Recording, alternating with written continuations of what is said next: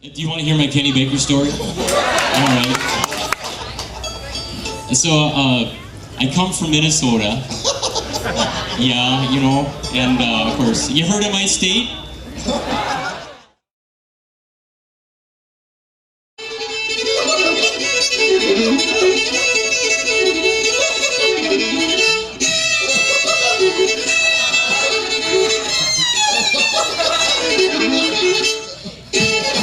Anyway, you get the idea, right? So when I was done, he said, "Well, you ain't no Byron Berline." But... So then I saw him play. For the first time I saw him live, and he played with these elegant, wonderful, silky bow strokes.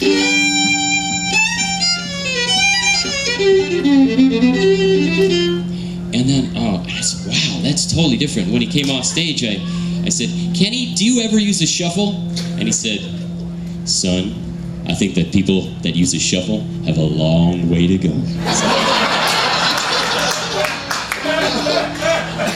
Didn't he say something about... And so I realized how much work I had ahead of me. And I was brought down to the very, it's Brian about that size.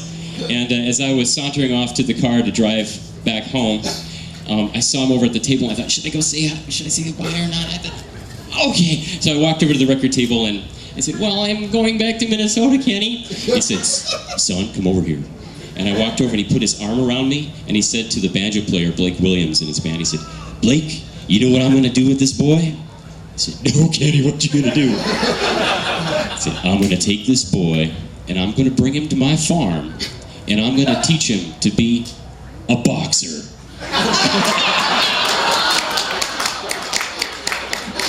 So I went home completely depressed.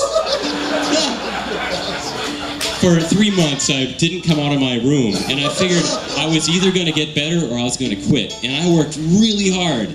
And so went back to Bean Blossom later on the next summer, and I had about 20 Kenny Baker tunes memorized. And I heard his fiddle from way off far away in the campground. His sound was so incredible.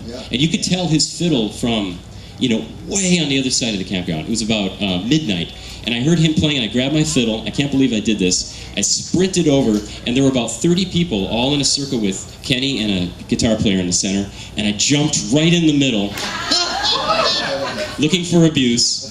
And he said, "What you got?" I said, "The Ball and Chain Hornpipe. This is one that you wrote, Kenny." And I nailed it. And after that, he was super kind. And so a little tough love made all the difference for this little Minnesota boy.